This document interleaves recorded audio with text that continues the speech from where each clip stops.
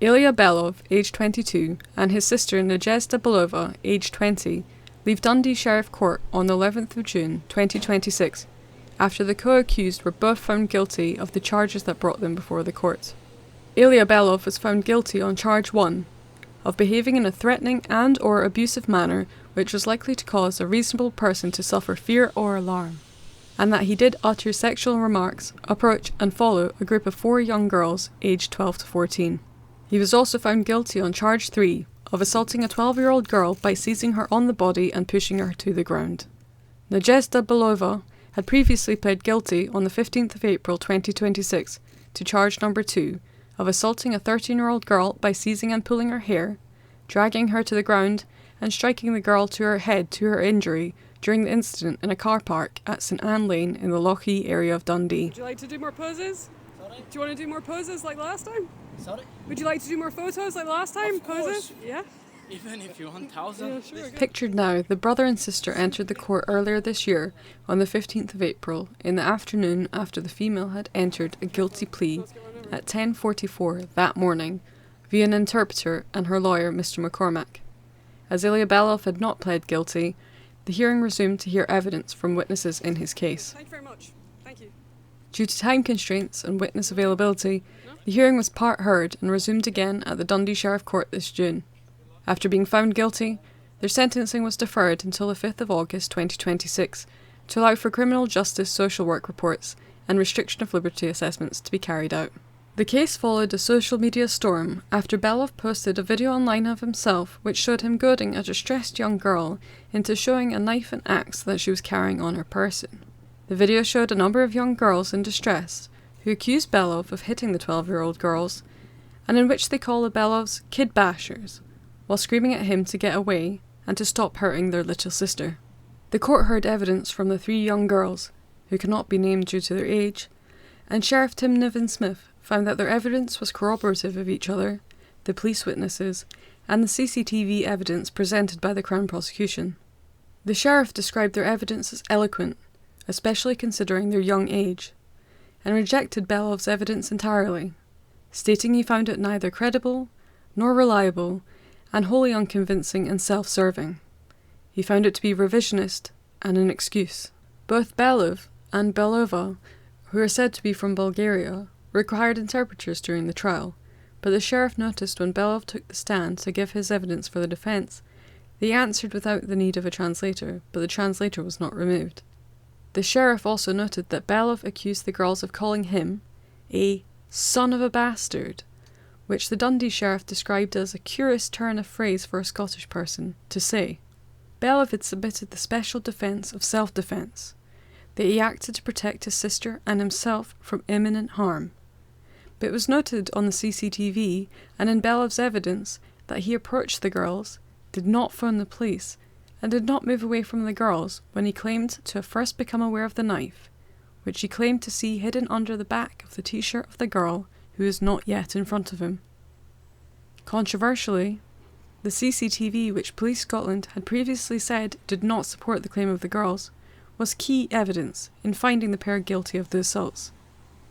The police have now stated that their press releases did not fully reflect the situation that occurred during the incident on the 23rd of August 2025.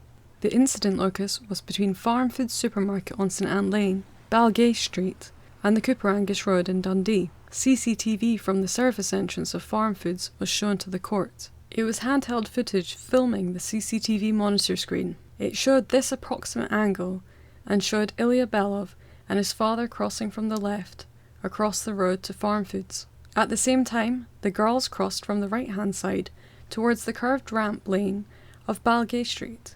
As the two groups passed each other in the middle of the road, the girls reacted to something said by Belov and responded in a shocked manner, and then congregated on the pavement. The men continued walking out of shot. A number of seconds later, the male, Belov, returns from the right-hand side of the video and strides across the road to the huddle of girls, and a verbal altercation occurred. Soon after, 2 men with carrier bags arrive and intervene. The girls, and Belov, in their evidence, described the men telling Belov to leave the girls alone. The men then leave the shot. The girls and Belov then move out of shot to the left, behind some houses. Another CCTV video was shown to the court, showing the car park at the front of Farm Foods, establishing Belov and his father's movements.